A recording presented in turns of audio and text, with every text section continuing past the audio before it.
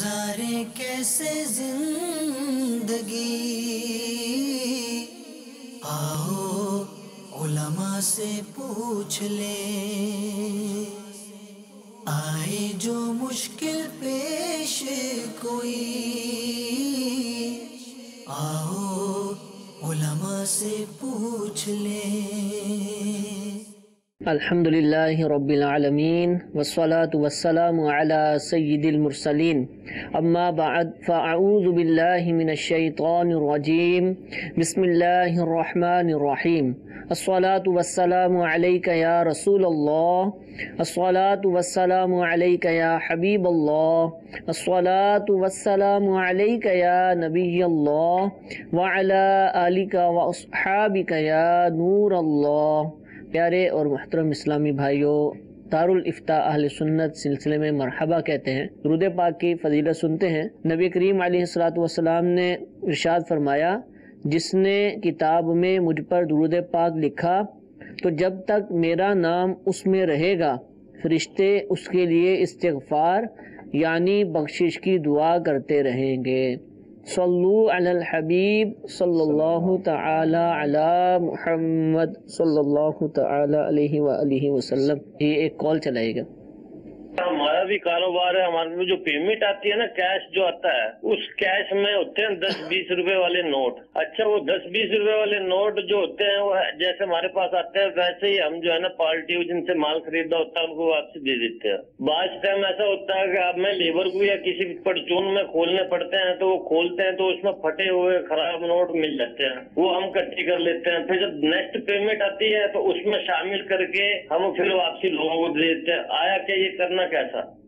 جی حضور، یہ پرچون والوں کے لیے، پیٹرول پمپ والوں کے لیے بہت زیادہ معاملہ ہے کہ اس طرح جو نوٹ آ جاتے ہیں، پھٹے ہوئے نوٹ ہوتے ہیں، خراب نوٹ ہوتے ہیں، بعض اوقات ایسے نوٹ ہوتے ہیں جو چلتے نہیں ہیں۔ ٹھیک ہے، کوئی دکان والا اس کو لیتا نہیں ہے، کیونکہ جب ان کے پاس بھی اگر یہ نوٹ آئیں اور ان کو پہلے سے پتہ چل جائے تو یہ بھی نہیں لیں گے۔ جی جی، تو لہٰذا جب ایسے نوٹ ہوں جو خود نہیں لے سکتے، پتہ ہے کہ یہ نوٹ چلتے نہیں ہیں، پریشان ہوتے ہیں لوگ، بینک کے علاوہ اور کوئی شخص لینے کو تیار نہیں ہوتا، تو ایسے نوٹ کسی کو دھوکے کے ساتھ دے دینا یہ جائز نہیں ہے۔ ٹھیک ہے، اگر ان کے ساتھ بھی اس طرح دھوکہ ہوا ہے تو جس سے لیا ہے اسی کو واپسی کر دیں، لیکن ایسا نہیں کہ ان کے ساتھ اگر دھوکہ ہوا ہے تو یہ لوگوں کو دھوکہ دیں۔ صحیح۔ بعض اوقات ایسے نوٹ جو ہوتے ہیں وہ بیچ میں رکھے جاتے ہیں، ٹھیک ہے، اوپر ظاہر نہیں کرتے کہ لوگوں کو پتہ چلے گا تو وہ نکال بولیں بھائی یہ واپسی کریں۔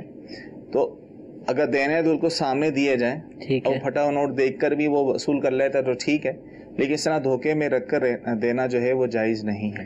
اچھا حضور، بعض دفعہ نوٹ پھٹے ہوئے نہیں ہوتے، کچھ پرانے ہوتے ہیں، ہلکا پھلکا کوئی کٹ لگا بھی ہو یا کوئی پینسل کا نشان ہے تو دکاندار واپس کر رہا ہوتا ہے یہ نوٹ ذرا یوں کر کے، حالانکہ وہ چل سکتا ہے، تو کیا ایسی صورت میں کہ جو نوٹ چل سکتے ہیں کیا گاہک کو مجبور کیا جا سکتا ہے کہ دوسرا نوٹ؟ دیکھیں اس کو یہ حق حاصل ہے، اچھا، کہ اپنی وہ چیز بیچ رہا ہے، حق حاصل ہے، جس طرح وہ جو چیز بیچ رہا ہے اس میں کوئی عیب نہ ہو، ٹھیک ہے، جس طرح گاہک جو ہے وہ کہتا ہے بھی عیب سے پاک ہو، اس طرح وہ بھی کہہ سکتا ہے کہ بھائی جو آپ مجھے نوٹ دے رہے ہیں وہ صاف ستھرا ہو، اس میں کوئی اس طرح کا عیب نہ ہو سکتا ہے بعد میں نہ چلے۔ جی جی، ٹھیک ہے، بعض بہت ہی بوسیدہ ہوتے ہیں کہ کچھ عرصہ رہیں گے تو بالکل ہی ضائع ہو جائیں گے، ایسی صورت میں کہ انہوں نے بھی آگے جا کے پریشانی ہوتی ہے، کوئی گاہک ان سے لیتا نہیں ہے، یہ اس لیے منع کرتے ہیں کہ یہ کل بعد میں کسی کو دیں گے تو وہی منع کر دے گا، ٹھیک ہے، تو ان کے لیے پریشانی ہوگی، تو ان کو یہ حق حاصل ہے کہ ایسے نوٹ نہ لیں، ٹھیک ہے، لیکن بتا کر سارے معاملات ہوں، بغیر بتائے دھوکے میں رکھ کر اس طرح لین دین کرنے کی اجازت نہیں ہے۔ ٹھیک ہے جی، ایک اور کال چلائے گا۔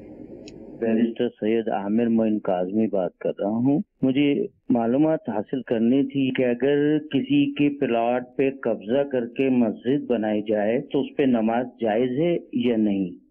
جی حضور، دیکھیں اس طرح کسی کی زمین پر ناجائز قبضہ کر کے مسجد بنا دینا ناجائز و حرام ہے، اور وہ مسجد بھی نہیں ہوگی، ٹھیک ہے، بھلے کتنی بڑی تعمیر ہو جائے، وہ مسجد نہیں ہوگی، ٹھیک ہے، اور جان بوجھ کر پتہ ہے کہ ایسی جگہ پہ قبضہ کیا گیا ہے، اس پہ نماز پڑھنا بھی مکروہ تحریمی ہے، یعنی گناہ ہے، اور جو نماز پڑھی ہے اس نماز کا لوٹانا بھی واجب ہوگا۔ ٹھیک ہے، تو جب تک وہ اجازت نہ دے، بعض اوقات ایسا ہوتا ہے کہ جگہ ایسی ہوتی ہیں جو تمام ورثاء کی ہوتی ہیں، کوئی ایک وارث جو ہے وہ جگہ جو ہے مسجد کو دے رہا ہوتا ہے، جب تک تمام کے تمام ورثاء جو عاقل بالغ ہیں جبکہ سب کے سب اگر اجازت نہ دیں اس وقت تک وہ جگہ مسجد نہیں ہو سکتی. ٹھیک ہے. اس کی اپنے حصے کی بھی جگہ مسجد نہیں ہوگی کیونکہ وہ غیر منقسم ہے, تقسیم تو نہیں کی گئی. ہاں باقاعدہ اگر شرعی تقسیم ہو چکی ہے تمام ورثاء کے درمیان اور اس کے حصے میں جو زمین آئی ہے اس حصے کو اگر مسجد بنا رہا ہے تو پھر تو کوئی حرج نہیں. ٹھیک ہے. لیکن اگر ایسا نہیں ہوا اور وہ جو ہے ورثاء کی اجازت کے بغیر مشترکہ جگہ کو جو ہے وہ مسجد میں دیتا ہے تو یہ جائز نہیں, اور مسجد بالاجماع مشاع نہیں ہو سکتی. یعنی اس جگہ کو مسجد نہیں کہا جا سکتا جب تک کہ تمام کے تمام ورثاء راضی نہ. عمومی طور پہ ایسا ہوتا ہے کہ بیوہ ہوتی ہیں, ان کی اولاد نہیں ہوتی تو وہ یعنی شوہر کی جگہ ہوتی ہے, ان کی ایک ہی بیوہ ہے, اولاد کوئی نہیں ہے, وہ مسجد کے حوالے کر دیتی ہے. تو دیکھیں بیوہ ہے تو اب شوہر کا انتقال ہو گیا, اولاد نہیں ہے تو بیوہ کل مال کی وارث نہیں ہوتی. اولاد نہ ہونے کی موجودگی میں بیوہ کو چوتھائی حصہ ملتا ہے, باقی جو 3 حصے ہوں گے وہ مرحوم کے بھائی بہنوں کو ملیں گے. اگر والد زندہ ہے والدین زندہ ہیں تو انہیں ملیں گے.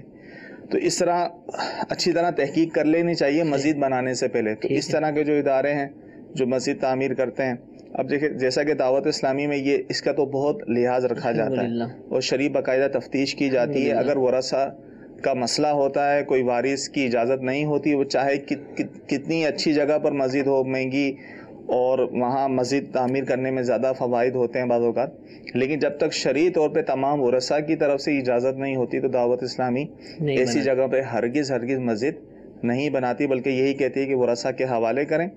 اور ورثاء اگر تمام جو عاقل بالغ ہیں وہ اجازت دیتے ہیں تو ہم مسجد لیں گے, ورنہ نہیں. تو اسی طرح دیگر لوگوں کو بھی چاہیے. عام مساجد کے جو منتظمین ہوتے ہیں ان کے بعد آئے دن یہ آتے ہیں کہ کوئی لوگ اپنی جگہ دے رہے ہوتے ہیں, کچھ کیا کر رہے ہوتے ہیں مسجد کو. کئی دفعہ یہ کیس دارالفتہ میں آئے ہیں کہ بعد میں ورثاء بولتے ہیں بھائی ہماری تو اجازت نہیں تھی, اور مسجد والے بھی واپسی دینے کو تیار نہیں ہوتے. یہ سمجھتا تو مسجد کو دے دیا ہے اور یہ ہو گیا, لوگ بھی آ گئے. تو لہذا ان چیزوں کا لحاظ رکھنا ضروری ہے. خیر سائل نے جو سوال کیا تھا وہ یہ تھا کہ اگر کسی کے پلاٹ پر کسی کی زمین پر ناجائز قبضہ کر کے مسجد بنا دی جائے تو نماز کا کیا حکم ہے.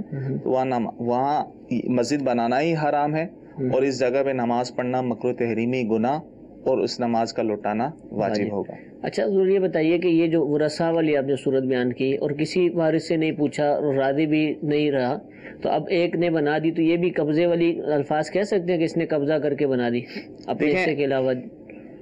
قبضہ وہ ہے کہ جان بوجھ کر. اب مثال کے طور پہ کسی کو پتہ ہی نہیں, انہیں کو چاہیے تھا تفتیش کرتے, ٹھیک ہے, یا اس نے غلط بیان کی بھائی اور کوئی وارث نہیں ہے, میں ہی وارث ہوں, میری طرف سے اجازت ہے, حالانکہ اس کے اور بھی وارث تھے. تو اس طرح یہ دینے والا گناہگار ہوگا. ٹھیک ہے. مسجد پھر بھی وہ شرعی طور پہ مسجد نہیں کہلائے گی جب تک کہ تمام کے تمام ورثاء عاقل بالغ اس پر راضی نہ ہو جائیں. ٹھیک ہے. اور دعوت اسلامی کی الحمدللہ ایک مجلس ہے, مفتی صاحب نے بھی اس کی طرف اشارہ کیا, مجلس خدام المساجد. الحمدللہ اس مجلس کی بہت ہی خوب کارکردگی ہے. جو میری آخری معلومات میری ہیں اس کے مطابق اوسطاً روزانہ 1.5 مسجد, یا یوں کہہ لیجئے کہ 1.5 سے 2 مسجد, یعنی یوں کہہ لیجئے کہ سال کے اندر جو مسجدوں کی تعداد ان کی ہے جو بنائی ہے انہوں نے گزشتہ سال, اس کو اگر تقسیم کیا جائے ایک دن پر تو روزانہ کی 1.5 یا اس سے زائد مسجد کی ان کی اوسط ہے, ان کی جو فیگر ہے الحمدللہ, اور یہ بڑھتی ہی جا رہی ہے. اور باب المدینہ کراچی کے اندر, اس کے مضافات میں, دیگر صوبوں کے اندر, بلوچستان کے اندر, KPK کے اندر, جہاں جہاں الحمدللہ مساجد کی ضرورت ہوتی ہے تو اس مجلس کے جو ذمہ داران ہیں, اسلامی بھائی ہیں, کوششیں کرتے ہیں, پلاٹ خریدتے ہیں, تعمیرات کے لیے چندہ جمع کرتے ہیں, لوگوں کو اس کا ذہن دیتے ہیں, اور الحمدللہ ایک بالکل سینٹرلائز طریقے کے مطابق مساجد کی تعمیرات کرتے ہیں. اگر آپ اس حوالے سے دلچسپی رکھتے ہیں, پوری مسجد بنانا چاہتے ہیں, مسجد کے لیے زمین دینا چاہتے ہیں, مسجد کی تعمیرات میں حصہ لینا چاہتے ہیں, تو خدام المساجد دعوت اسلامی کی مجلس ہے, آپ اس سے رابطہ کیجئے.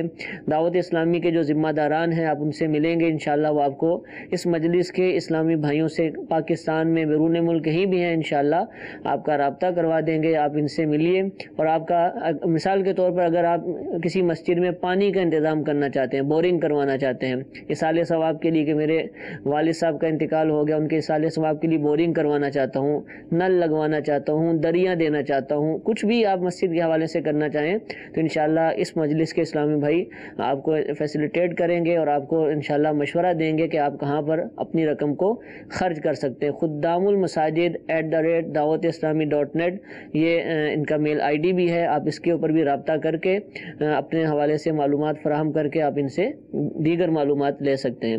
کچھ میسیجز بھی ہمارے پاس موجود ہیں، سلسلے میں شامل کرتے ہیں۔ سوال یہ ہے کہ اگر کسی اسٹوڈنٹ نے مضمون لکھا ہو سیرت مصطفیٰ کے موضوع پر، یا پھر اسی طرح میں اپنی طرف سے ایڈیشن کر رہا ہوں کہ امتحانات دے رہا ہے یا ویسے ہی اس کو لکھنا پڑ رہا ہے، اسلامیات کا پیپر ہے، تو کیا ہر بار نبی کریم علیہ السلام کے اسم گرامی کے ساتھ درود پاک لکھنا ہوگا؟ دیکھیں بہتر تو یہی ہے، مستحب یہی ہے کہ ہر دفعہ لکھا جائے، ٹھیک ہے، لیکن اگر وہ ایک دفعہ ہی مکمل درود پاک لکھ لیتا ہے تو پھر ہر دفعہ لکھنے کی ضرورت نہیں ہوگی۔ ٹھیک ہے۔ اچھا، سوال یہ پوچھا جا رہا ہے کہ جو بچے یا بڑے لوڈو کھیلتے ہیں تو کیا لوڈو کھیلنا جائز ہے یا نہیں، یا پھر لوڈو کھیلنے سے رزق میں تنگی ہوتی ہے؟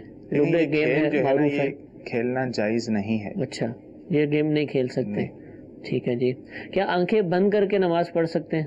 آنکھیں بند کر کے نماز اس صورت میں پڑھ سکتے ہیں کہ جب آنکھیں بند کرنے میں نماز میں توجہ پڑتی ہے، خشوع خضوع حاصل ہوتا ہے، ورنہ آنکھیں بند کر کے نماز پڑھنا فقہا نے اس کو مکروہ کہا ہے، ٹھیک ہے، کہ آنکھیں بند نہ کی جائیں۔ لیکن اگر کسی کو آنکھیں بند کرنے میں خشوع خضوع زیادہ حاصل ہو رہا ہے، خشوع خضوع یعنی نماز میں دل اس کا لگتا ہے، جو ہے توجہ اس کی رہتی ہے، ٹھیک ہے، تو اس صورت میں جو ہے وہ آنکھیں بند کر کے نماز پڑھ سکتا ہے، ٹھیک ہے، ایسی صورت میں پڑھ سکتے ہیں۔ اچھا، پچھلا جو سوال تھا جس کے ضمن میں خدام المساجد کی ترغیب دلائی، اسی طرح دارالافتاء اہل سنت جو آپ سلسلہ دیکھ رہے ہیں، یہ دعوت اسلامی کا ایک شعبہ بھی ہے، دعوت اسلامی کے علماء اور مفتیان کرام پر مشتمل ہے۔ اس کی بھی ایک شاخ ہے یا اس کا ایک شعبہ کہہ لیجئے، افتاء مکتب، جو خاص کر جو وقف کے مسائل ہیں، مساجد کے، مدارس کے، چندے کے، ان کے حل کے لیے الحمدللہ یہ کام ہے، قائم ہے۔ باب المدینہ کراچی کے اندر بھی ہے، سردار آباد فیصل آباد کا جو دارالافتاء اہل سنت ہے وہاں بھی اس کا ڈیسک موجود ہے، اور مرکز الاولیاء لاہور داتا دربار کا جو دارالافتاء اہل سنت ہے، مرکزی دارالافتاء اہل سنت، وہاں بھی اس کا ڈیسک موجود ہے۔ تو مساجد کمیٹیوں کے جو ذمہ داران ہیں اگر اپنی مساجد کے حوالے سے، مدارس کے حوالے سے، چندے کے حوالے سے رابطہ کرنا چاہیں تو ان تینوں شاخوں میں، یا پھر بھی دارالافتاء اہل سنت کی کوئی بھی شاخ آپ کے علاقے میں، آپ کے شہر میں موجود ہے تو وہاں بھی آپ رابطہ کر سکتے ہیں۔ ایک کال سلسلے میں شامل کرتے ہیں۔ جی، ضلع ڈیرہ بکی سے بات کر رہا ہوں۔ ایک دفعہ جو مردے میں دفنتے ہیں بعد میں اس کو نکالنے میں شرعی حکم کیا ہے؟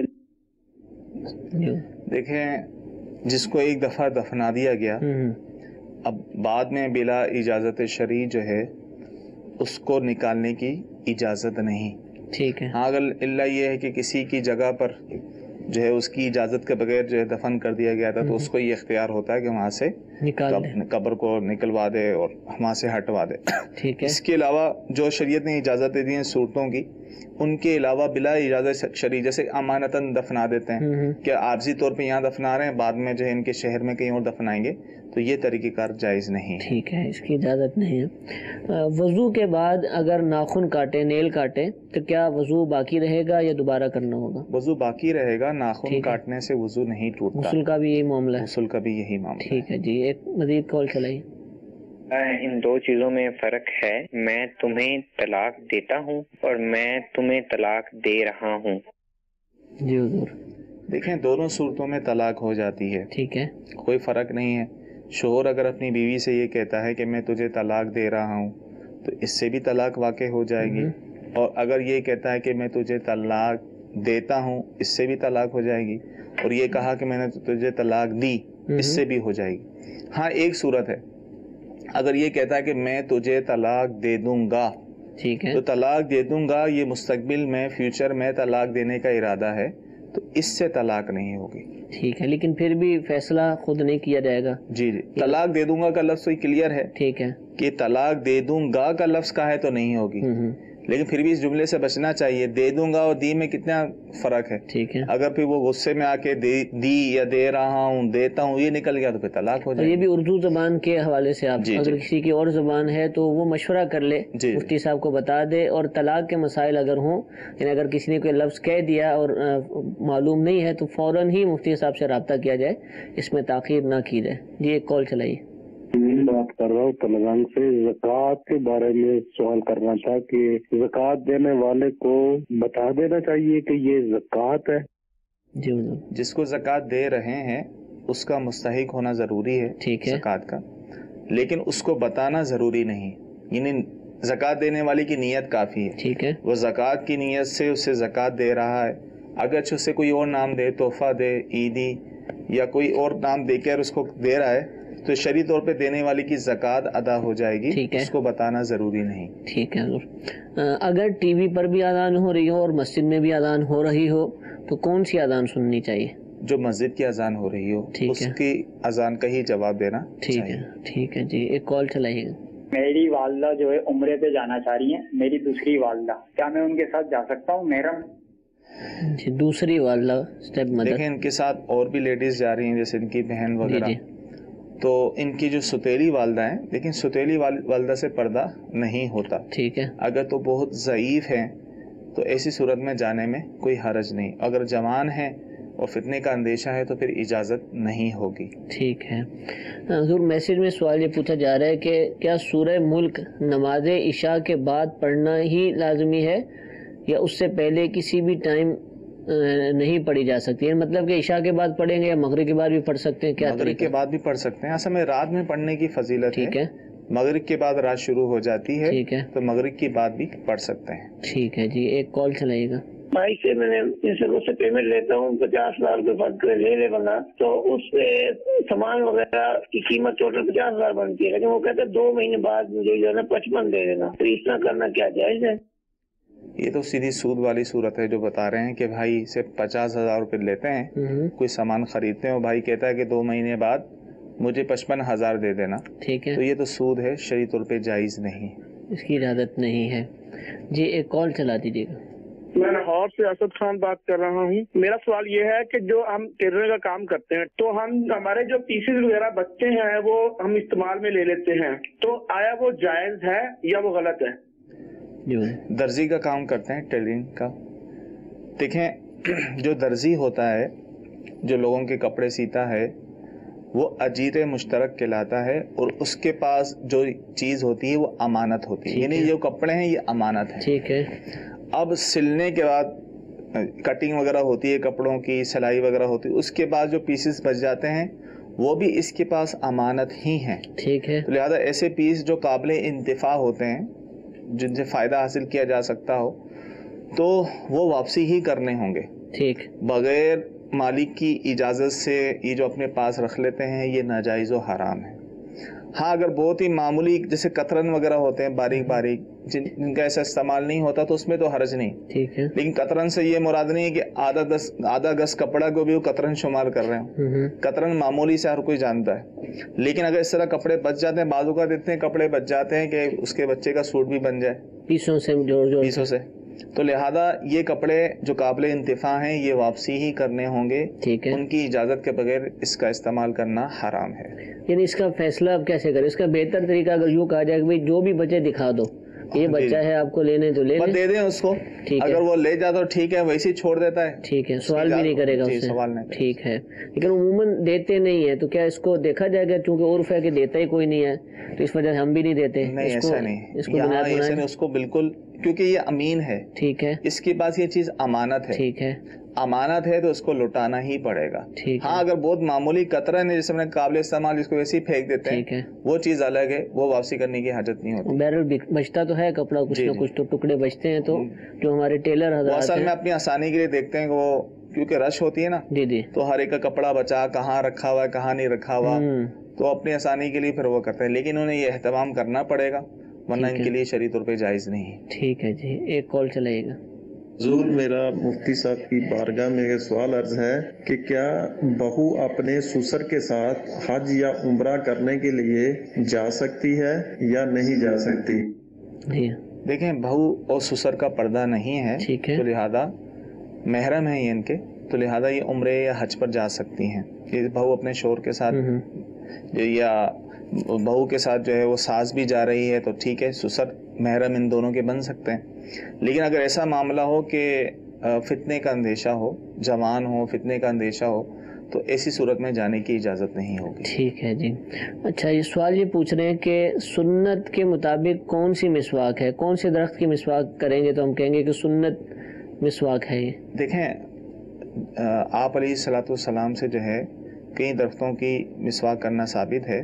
اب پیلو کی مسواک اگر کی جائے، پیلو کے درخت کی، تو اس سے بھی سنت ادا ہو جائے گی. اسی طرح زیتون کی مسواک کی جائے تو اس سے بھی سنت ادا ہو جائے گی. ٹھیک ہے جی. حالت جنابت کے اندر جو ہے یا مخصوص ایام میں غیر ضروری بال صاف کیے جا سکتے ہیں؟ بہتر یہ ہے کہ نہ کیے جائیں. ٹھیک ہے. بلکہ جنابت جب اتر جائے تو اس صورت میں صاف کیے جائیں. البتہ جب مخصوص ایام ہیں تو مخصوص ایام جو عورتوں کے ہیں اس میں صاف ہو سکتے. ٹھیک ہے جی. ایک کال چلائے گا. تو آگے ہمیں پیسے ملنے، ہم بینک میں رکھو، آگے اس کے اوپر انویسٹمنٹ جو ان کی ہوگی وہ جائز ہے ناجائز ہے؟ دیکھیں بینک میں جو پیسے رکھوائے جاتے ہیں اور اس پر جو نفع ملتا ہے یہ سود ہے جو کہ ناجائز و حرام ہے. تو لہذا بینک سے نفع ہرگز حاصل نہ کریں. بینک میں صرف ایسا اکاؤنٹ ہوئی کھلوا سکتے ہیں جس میں کسی طرح کا بھی نفع نہیں ملتا. باقی نفع والا اکاؤنٹ کھلوانا ہی ناجائز و حرام. نارمل جو کرنٹ اکاؤنٹ ہے، نارمل جو کرنٹ اکاؤنٹ ہے جس میں کسی طرح کی جو ہے وہ پیسے رکھنے پر جو ہے منفعت نہیں ہوتی، نفع نہیں ہوتا، جتنے پیسے اتنے ہی رہتے ہیں، اور اس پیسے رکھنے کے ساتھ ساتھ اور کوئی سہولیات انہیں فری نہیں ملتی. جیسے بینک ایسے کرتے ہیں، جیسے کرنٹ پلس اکاؤنٹ ہے، وہ کہتے ہیں ہمارے اکاؤنٹ میں آپ 5,000 10,000 15,000 رکھیں گے تو آپ کو cheque book free, A T am free, دیگر سہولیات فری ہوں گے. اور جیسے یہ پیسے کم ہوں گے آپ کے چارجز شروع ہو جائیں گے. تو یہ بھی حرام ہے کیونکہ بینک میں جو ہمارا پیسہ ہے یہ قرض ہے. ٹھیک ہے. اور قرض پر کسی طرح کا نفع لینا یہ ناجائز و حرام ہے، سود ہے. اچھا یہ کسی کو جواب دیا نا کہ بینک کے اندر جو رقم ہے وہ قرض ہے، اس نے کہا بھائی بینک نے کون سا ہم سے قرضہ مانگا تھا کہ یہ قرض ہے، وہ ہم نے اپنی مرضی سے اس کو دیا ہے. تو یہ تھوڑا سا ہو سکتا ہے یہ لفظ سن کر کسی کو اگر استعمال کے لیے ہم دینا، بھائی پیسے ہم نے دیے، ٹھیک ہے تم سے لے لوں گا، تم استعمال بھی کر لو. کیونکہ اب ظاہر ہے بینک ہمارا پیسے ویسے سنبھال کے نہیں رکھتا امانتاً، تو اس کے بعد وہ چیز امانت نہیں ہے، وہ ہمارے پیسوں کو استعمال کرتا ہے. یہی وجہ ہے بینک اگر کل کو لٹ جاتا ہے، جل جاتا ہے، کوئی بھی ایسا حادثہ ہو جاتا ہے، پھر بھی بینک دینے کا ضامن ہوتا ہے. ٹھیک ہے. تو یہ قرض والی ہی صورت ہے اور کوئی صورت نہیں بنتی. اور قرض پر نفع لینا، لفظ قرض بھلے نہیں بولا جاتا لیکن عملاً جو ہے یہ شرعاً قرض ہے. دیکھیں ایک تو کئی 4 صورتیں بن جائیں گی. اچھا. یا تو پیسے دیے ہوں گے تحفے کے طور پہ دیے ہوں گے، اب تحفہ تو بینک کو بھول کے بھی نہیں دے گا. یا دوسری صورت یہ ہوگی اس نے شراکت کے لیے دیے ہوں گے، پارٹنرشپ کے لیے، وہ بھی عمومی طور پہ نہیں دیا جاتا. اور جو پارٹنرشپ کی صورت ہے شرعی اصولوں کے مطابق ان کی ہے ہی نہیں. ٹھیک ہے. تیسری صورت ہے امانت. ٹھیک ہے. کیونکہ امانت کے اندر وہ بینک ان پیسوں کو استعمال نہ کر سکے. بینک کبھی جل جائے، رکھا رہے سنبھال کے، بینک اگر کبھی جل جائے، لٹ جائے، تو ایسی صورت میں وہ دینے کا ضامن نہ ہو. وہ تو اگلے کاؤنٹر سے فوراً ہی کوئی اور لے جاتا ہے. بالکل. جیسے آپ کسی بار کوئی چیز امانت ہوتی ہے، اسے سنبھال کے رکھی لیکن پھر بھی کوئی حادثہ ہو گیا، چوری ہو گیا، تو وہ دینے کا ضامن نہیں ہوتا. تو اب ماننا ہی پڑے گا کہ بینک کے پاس پیسہ جو ہے وہ قرض ہی ہے. ٹھیک ہے. اور قرض پر جو بھی مشروط نفع ہوتا ہے وہ سود ہوتا ہے. ٹھیک ہے جی، جزاک اللہ. سوال پوچھا گیا ہے یہ کہ رشتے کرنے اور رشتے کروانے والیاں جو پیسے لیتے ہیں تو یہ لینا جائز ہے؟ دیکھیں اس میں جو بھی جائز طریقہ ہے وہ بھاگ دوڑ کرتے ہیں. رشتے جو کروائے جاتے ہیں، جہاں رشتے کرنا جائز ہے ان میں وہ کوشش کرتے ہیں، رشتے کرواتے ہیں، تو اس پر جو محنت ہوتی ہے اس کی اجرت لینا جائز. ٹھیک ہے. اب یہ سوال آ ہی گیا، پہلی دفعہ اس قسم کا سوال آیا، تو مزید بھی کچھ مدنی پھول دے دیں کہ رشتے کرنے والے یا کروانے والیاں ان کے جو تصویروں کے معاملات اور ملانا اور دیکھنا، دیکھیں اول تو یہ ہے کہ ان کو تو باقاعدہ جی ان کو تو اصل میں یہ نہیں دیکھا جاتا نا کہاں رشتے کرنا ہے کہاں نہیں کرنا. شرعی حوالے سے اب کئی معاملات ہوتے ہیں جہاں رشتے کرنے کی شرعی طور پہ اجازت نہیں ہوتی. ٹھیک ہے. تو وہاں بھی رشتے کروا رہے ہوتے ہیں، کیونکہ عقائد کے معاملے میں معاملات ایسے ہوتے ہیں ان کے جس سے رشتے کروا رہے ہیں ان کے عقائد درست نہیں ہیں، ٹھیک ہے، تو اس معاملے میں بھی ظاہر ہے وہاں رشتے کرنے کی اجازت نہیں ہے. صحیح. تو پہلے شرعی رہنمائی لے لی جائے، ٹھیک ہے، باقاعدہ سیکھنا پڑے گا، رہنمائی لینی پڑے گی. کہاں رشتہ، میرج بیورو والے جو ہیں یہ رہنمائی لے لیں، بالکل رہنمائی لیں گے کہ بھائی اب ان کو پتا ہے کہ کس طرح کے مسائل آتے ہیں، ہر طرح کے رشتے آتے ہیں. صحیح صحیح. اب کون سے رشتے کروانے ہیں کون سے نہیں کروانے ہیں، ٹھیک. ان کو باقاعدہ طور پہ یہ بھی ایک علم سیکھنا پڑے گا کہ کہاں رشتے کرنا جائز ہے کہاں نہیں، کیونکہ جو جائز رشتہ ہوگا اس کی آمدنی بھی ان کے لیے جائز ہوگی، جو ناجائز ہوگا اس کی آمدنی بھی ان کے لیے ناجائز ہوگی. ٹھیک ہے. اسی طرح جو تصویر وغیرہ کے معاملات ہیں اس میں بھی شرعی رہنمائی لے لیں کہ تصویر کی اجازت ہے یا نہیں، اور عمومی طور پہ اس معاملات میں تصویر کھنچوانے کی اجازت نہیں ہوتی. ٹھیک ہے. اور بھی بہت سارے معاملات ہوتے ہیں، تو اس کے لیے وہ دارالفتہ آ جائیں اور باقاعدہ طور پہ جو ہے اپنے مسائل کو ڈسکس کریں. ہر چیز کا حل ہے، ٹھیک ہے، اور شریعت نے ہمیں اصول و ضوابط بتائے ہیں، ٹھیک ہے، اس کے مطابق چلیں گے تو انشاءاللہ تعالیٰ ان کی روزی حلال ہوگی. دیکھیں آج کل تو شاید ڈیجیٹل تصویریں ہی چلتی ہوں گی، واٹس ایپ آتے ہوں گے، اب وہ آ گیا ڈیجیٹل تو ہم جائز ہی کہتے ہیں، لیکن اب وہ غیر محرم ہے، جیسے مرد ہے تو وہ دیکھ رہا ہے، وہ اوروں کو فارورڈ کر رہا ہے، جو لوگ آ رہے ہیں ان کو دکھا رہا ہے، اور آپ بھی سمجھتے ہیں کہ وہ تصویر پھر رکتی نہیں، وہ پردے میں تو ہوتی نہیں. ٹھیک ہے. وہ جب کھنچوائی جائے گی تو ظاہر ہے بالکل بن سور کے سارے معاملات کر کے اس میں جس طرف چہرہ کرنا اعضاء کی طرف جائز نہیں ہوتا وہ بھی اعضاء نظر آ رہے ہوتے ہیں، جیسے سر کے بال ہو گئے. ایسی تصویریں تو باقاعدہ بالکل تیار کر کے بھیجی جاتی ہے، اس کو نارمل. لہٰذا کئی سارے معاملات ہیں، ان کے ایک مسئلہ نہیں کئی مسائل ہیں. ٹھیک ہے. تو لہٰذا باقاعدہ طور میں انہیں سیکھنا پڑے گا، اگر جو بغیر سیکھے عمل کر رہے ہیں تو ان کا بچنا، حرام سے بچنا بہت مشکل ہے. ٹھیک ہے. تو یہ کام بھی ایک بہت بڑی تعداد کرتی ہے، بلکہ ایک تو کاروبار بھی ہے، میرج بیورو آفس بنے ہوتے ہیں، شادی دفتر بھی جن کو کہا جاتا ہے، اور انڈیویجول بھی لوگ یہ کام کر رہے ہوتے ہیں. ان کا کوئی آفس تو نہیں ہوتا لیکن مشہور وہ بہت زیادہ ہوتے ہیں، اور ان کا لوگوں کے گھروں میں آنا جانا اور رشتے کروانا، پردے کے معاملات، اگرچہ لڑکا لڑکی کے تو پردے کروائے جا رہے ہوتے ہیں، لیکن یہ خود جو ہیں رشتے کرنے اور کروانے والیاں یہ خود جو ہے نا بے پردگی کے معاملات کے اندر مبتلا ہو جاتے ہیں، جیسا کہ مفتی صاحب نے بھی ارشاد فرمایا. تو اس فیلڈ سے متعلق افراد کو بھی چاہیے کہ وہ اپنے کام سے متعلق شرعی رہنمائی لیں، پورا طریقہ کار آ کر مفتیان کرام کو بیان کریں کہ ہمیں یہ کرنا پڑتا ہے، اور اس کے حوالے سے آپ بتایا جائے کہ ہم کیسے کریں، کیا جائز ہے یا ناجائز ہے. اور وہ والدین کہ جن کو رشتہ کروانا ہے، بالخصوص اسلامی بہنوں کا اپنی بچیوں کا رشتہ کروانا چاہتے ہیں، تو ان کو بھی چاہیے کہ تصویر کے معاملے کے اندر نہایت احتیاط کریں کہ جس طرح کا دور ہے اور جس طرح کے معاملات ہیں. ایک تو الگ ہے کہ وہ نامحرم دیکھیں گے، لیکن اس کا جو مس یوز ہونے کا امکان ہے، اس بات کو بھی پیش نظر رکھا جائے اور احتیاط کی جائے، اور جائز طریقہ ہے، درست طریقہ ہے، اس کے مطابق ہی عمل کیا جائے. اللہ تعالیٰ جتنے بھی مسلمان بہن بھائی رشتوں کے منتظر ہیں ان کو نیک صالح اچھے رشتے عطا فرمائے. ایک مزید کال سلسلے میں شامل کرتے ہیں. جی چلائیے.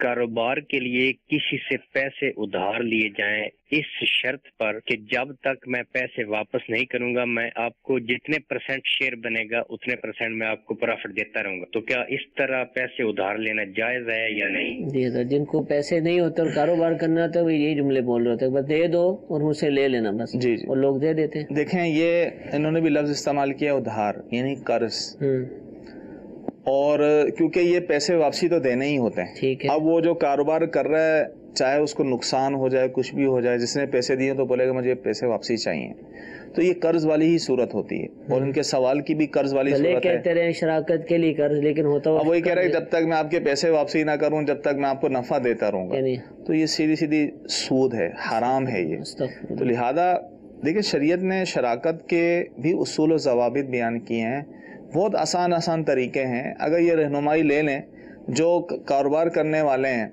جن کو پیسوں کی ضرورت ہے وہ بھی آ کے رہنمائی لیں، ان کے لیے بھی لازم ہے، اور جو دے رہے ہیں لوگوں کو کاروبار کے لیے دے رہے ہیں تو ان کے لیے بھی رہنمائی لینا ضروری ہے. بعض اوقات ایک فریق آتا ہے اس کو تو رہنمائی کر دی جاتی، دوسرے کا ذہن نہیں ہوتا، تو اس لیے دونوں فریق آئیں، اپنے اپنے طور پر مسائل پوچھیں کہ میں کسی کو پیسے دے رہا ہوں تو کن شرائط کے ساتھ دے سکتا ہوں، کہیں ایسا تو نہیں میں یہ سمجھ رہا ہوں کہ مجھے نفع مل رہا ہے لیکن وہ جائز طور پہ مل رہا ہے لیکن وہ حرام اور سود ہو. تو لہٰذا یہ صورت بھی جو انہوں نے سوال میں بیان کی ہے، کسی کو ادھار پیسے دیے، اس نے کہا جب تک میں نہیں لوٹاؤں گا تو میں نفع دیتا رہوں گا، تو یہ ناجائز و حرام ہے. اچھا حضور، آج تقریباً 3 یا 4 سوالات کے جواب میں ہم نے کہا کہ آ کر ملیں، رہنمائی لیں اور آنا چاہیے. میرج بیورو والوں کو کہا، ان کو کہا، طلاق والے کو کہا، اس سے پہلے بھی کہا. تو آپ دارالفتاء اہل سنت میں ایک ہوتے ہیں، تو کیا لوگ آتے ہیں اس طرح کی باتیں پوچھتے ہیں یا صرف نماز روزہ ہی پوچھتے ہیں لوگ؟ کیا ایسے معاشرے میں افراد موجود ہیں، رجوع کرتے ہیں، کیا اپنے کاروبار کو بیان کرتے ہیں، اسکیننگ بالکل ایسا ہے. الحمدللہ ایک بہت بڑی تعداد ہے جو دعوت اسلامی سے منسلک ہے، مدنی چینل دیکھتی ہے، علماء اہل سنت سے وابستگی ہے اور خوف خدا رکھتے ہیں لوگ.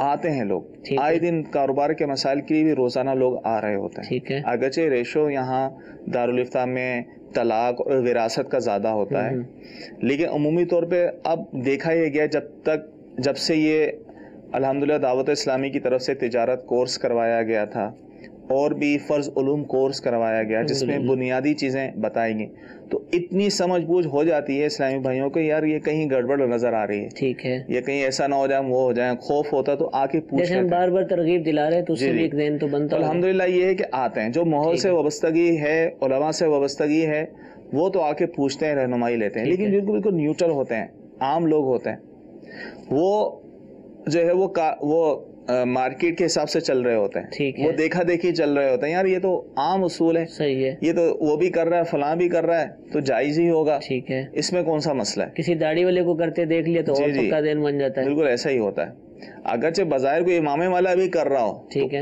یہ بھی کوئی دلیل نہیں ہے. غلط ہے تو غلط ہے، غلط ہے تو غلط ہے. بعض اوقات غلط ہو جاتے ہیں، ٹھیک ہے، وہ بھی بیچارے اپنے اس میں ناسمجھی میں یا کم علمی کی وجہ سے یا جہالت کی وجہ سے وہ گناہ میں مبتلا ہو جاتے ہیں. تو اس لیے ہر ایک پر، کیونکہ علم کا حاصل کرنا ہر مسلمان مرد عورت پر فرض ہے، اور علم سے مراد علم دین ہے، اور علم دین میں بھی وہی جو ضرورت کے مسائل. ٹھیک ہے، تو اب جو تجارت کر رہا ہے تو اس پر بھی لازم ہے کہ مسائل سیکھے، ٹھیک ہے، پورا شرعی طریقے سے سمجھے، دیکھا دیکھی عمل نہ کرے.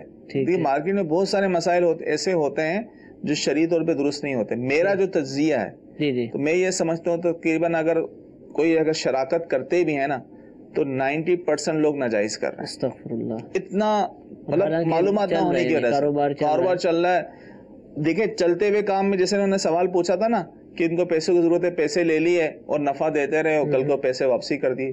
یہ تقریباً ہر جگہ ہر کاروبار میں ہو رہا ہے. معلومات نہ ہونے کی وجہ سے بیچارے نہ چاہتے ہوئے بھی وہ سود کھا رہے ہوتے ہیں، حرام کھا رہے ہوتے ہیں، پھر پریشان ہو جاتے ہیں. پھر دیکھیں ہمیں کیونکہ سود کی نحوست تو ہوتی ہے گناہوں کی، اس وجہ سے گھر میں بھی ان کے مسائل پیدا ہو جاتے ہیں. تو لہذا قدم قدم پہ رہنمائی لینا یہ ضروری ہے. الحمدللہ آتے ہیں لوگ، آئے دن جو ہے رہنمائی لیتے رہتے ہیں، کاروبار کے لحاظ سے، دیگر لحاظ سے، خرید و فروخت کے لحاظ سے الحمدللہ آتے رہتے ہیں. الحمدللہ. اور آپ کا دارالفتاء اہل سنت، اس کی ملک بھر میں 11 شاخیں الحمدللہ موجود ہیں. افتاء مکتب کو اگر شامل کیا جائے تو 12 شاخیں بن جاتی ہیں. اس میں مختلف ذرائع سے سوالات کے جوابات دیے جاتے ہیں، بالمشافہ یعنی آمنے سامنے بیٹھ کر بھی جوابات دیے جاتے ہیں، خط کے ذریعے بھی لوگ رابطہ کرتے ہیں، ای میل کے ذریعے بھی ہم سے رابطہ کیا جاتا ہے، واٹس ایپ کے ذریعے بھی الحمدللہ رابطہ کیا جاتا ہے. انٹرنیشنل اور ڈومیسٹک الحمدللہ ہمارے 8 نمبر اس وقت روزانہ کی بنیاد پر سنے جاتے ہیں. تو اوسطاً جو دارالفتاء اہل سنت سے جو ہمارے سوالات کے جوابات جاتے ہیں مختلف ذرائع سے، وہ کم و بیش 19,000 کے قریب ہیں. الحمدللہ دارالفتاء اہل سنت کے جو ہمارے مفتیان کرام ہیں، علماء کرام ہیں، کم و بیش یعنی اوسطاً میں عرض کر رہا ہوں، کبھی زیادہ بھی ہو جاتے ہیں، کبھی کچھ کم بھی ہو جاتے ہیں، لیکن الحمدللہ یہ تعداد بڑھتی ہی جا رہی ہے. اور 19,000 کے لگ بھگ الحمدللہ مختلف ذرائع سے جو جوابات دیے جاتے ہیں. تو الحمدللہ 19,000 اگر سوالات ہیں تو 15,000 12,000 افراد تو ہیں ایسے کہ جو ہر ماہ ہم سے رابطہ کرتے ہیں اور دین متین کے شرعی احکام سیکھنے کی کوشش کرتے ہیں. تو کیا آپ ان 12,000 میں، کیا ان 19,000 جوابات جو دیے گئے، کیا آپ کا بھی سوال شامل تھا؟ کیا آپ ان افراد میں شامل تھے کہ نہیں؟ کیونکہ یہ جو افراد ہیں یہ بھی اسی معاشرے میں رہتے ہیں، یہی پڑھتے ہیں، یہی کاروبار کرتے ہیں، یہی اپنے معاملات سر انجام دیتے ہیں. تو جس طرح انہیں ضرورت پڑتی ہے، ہمیں بھی ضرورت پڑتی ہے اور یقیناً پڑتی ہے. تو ہمیں چاہیے کہ کوشش کریں اپنے کاروبار سے متعلق، اپنی نوکری سے متعلق، اپنی عبادات سے متعلق علماء سے، مفتیان کرام سے رابطہ رکھیں۔ دارالافتاء اہل سنت آپ کے سامنے ہے، آپ کی خدمت کے لیے حاضر ہے۔ یہ سلسلہ بھی اسی کی ایک کڑی ہے۔ یہ 19,000 جو جوابات میں نے آپ کو عرض کی سلسلے کے علاوہ ہیں، تو آپ سلسلے کو بھی دیکھتے رہیں گے۔ دارالافتاء اہل سنت کے جو مفتیان کرام کے مختلف بیانات ہوئے، اور سب سے بڑھ کر اگر جدید دور کی بات کی جائے تو الحمدللہ دارالافتاء اہل سنت کی موبائل اپلیکیشن یہ بہت بڑی نعمت ہے مسلمانوں کے لیے، اور آج کے دور میں کم و بیش ہر ہی شخص جو ہے وہ موبائل استعمال کرتا نظر آتا ہے۔ بہت ساری اپلیکیشن جو ہیں لوگوں نے اپنے اپنے موبائلوں میں ڈاؤن لوڈ کی ہوتی ہیں اور ان کو استعمال کر رہے ہوتے ہیں۔ اگر آپ دارالافتاء اہل سنت کی موبائل اپلیکیشن اپنے موبائل میں ڈاؤن لوڈ کر لیں گے تو انشاءاللہ عز و جل آپ کو بے حد مفید اور ضروری مسائل اور معلومات انشاءاللہ حاصل ہوں گی۔ اگر آپ اس میں آئیں گے، اس میں رجسٹرڈ ہو جائیں گے تو انشاءاللہ عز و جل آپ کو روزانہ کی بنیاد پر نوٹیفیکیشن ملیں گے، نئے نئے جو کلپس اپلوڈ کیے جاتے ہیں، فتاویٰ اپلوڈ کیے جاتے ہیں، کتابیں اس میں ڈالی جاتی ہیں، انشاءاللہ آپ کو اس کے حوالے سے معلومات حاصل ہوں گی۔ الحمدللہ 10,000 سے زائد افراد کو روزانہ کی بنیاد پر ہمارے واٹس ایپ سروس کے ذریعے الحمدللہ نوٹیفیکیشن جاتے ہیں، مدنی گلدستے جاتے ہیں، میلز کی جاتی ہے ہزاروں کی تعداد میں۔ اسی طریقے سے ٹیلی گرام کے ذریعے بھی سینکڑوں کے حساب سے الحمدللہ مسلمانوں کو روزانہ کی بنیاد پر دارالافتاء اہل سنت کے مدنی گلدستوں سے فتاویٰ سے اپڈیٹ کیا جاتا ہے۔ تو اگر آپ ہمارے ساتھ لنک کر لیں گے، اپلیکیشن میں رجسٹرڈ ہو جائیں گے تو انشاءاللہ عز و جل آپ کو بھی یہ سہولیات حاصل ہوں گی۔